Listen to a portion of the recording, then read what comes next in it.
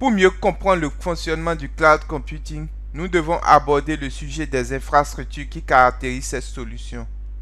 Plus précisément, un certain nombre de choses qui sont appelées virtualisation complète et paravirtualisation. Note que le cloud computing n'est pas la même pour tout le monde. L'infrastructure peut être déployée de nombreuses manières différentes. Par exemple, tu es peut-être dans une entreprise qui a besoin d'une puissance de traitement importante, mais tu n'as ni le budget ni l'envie de l'exécuter en interne.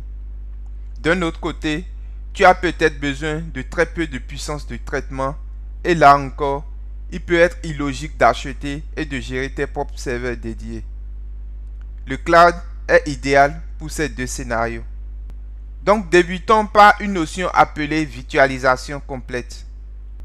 Dans cette configuration de virtualisation complète, une installation complète du logiciel est exécutée sur un serveur mais affichée au client. Et avec ce type de déploiement, tu peux exécuter toutes sortes d'applications uniques ainsi que des systèmes d'exploitation différentes. C'est l'un des moyens d'accéder aux services sur le cloud lorsqu'un centre de données distant te fournit des services dans un format entièrement virtualisé. Une virtualisation complète est une très bonne option lorsque plusieurs utilisateurs partagent un système informatique, ce qui permet de les isoler les uns des autres et du programme de contrôle. L'un des avantages de la virtualisation complète est aussi de pouvoir émuler certains types de matériel sur une autre machine. Quelques exemples des applicatifs utilisant ce type de virtualisation: nous avions VirtualBox d'Oracle, VMware Workstation, le logiciel parallèle desktop pour Windows et Linux, et également KVM.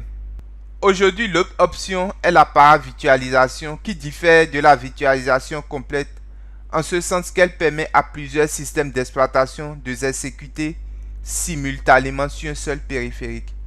Pour ce faire, il utilise plus efficacement les ressources système telles que les processeurs et la mémoire. Contrairement à la virtualisation complète dans laquelle le système entier est émulé, la paravirtualisation fonctionne avec un système d'exploitation qui a été ajusté pour fonctionner sur une machine virtuelle. Tous les éléments ne doivent pas nécessairement être émulés avec le modèle de la paravirtualisation. Et c'est pour cette raison que la paravirtualisation permet une meilleure mise à l'échelle que le modèle de virtualisation complète, car elle nécessite moins d'utilisation de processeurs. Comme premier avantage d'opter pour un déploiement basé sur la paravirtualisation, nous avions la reprise après sinistre.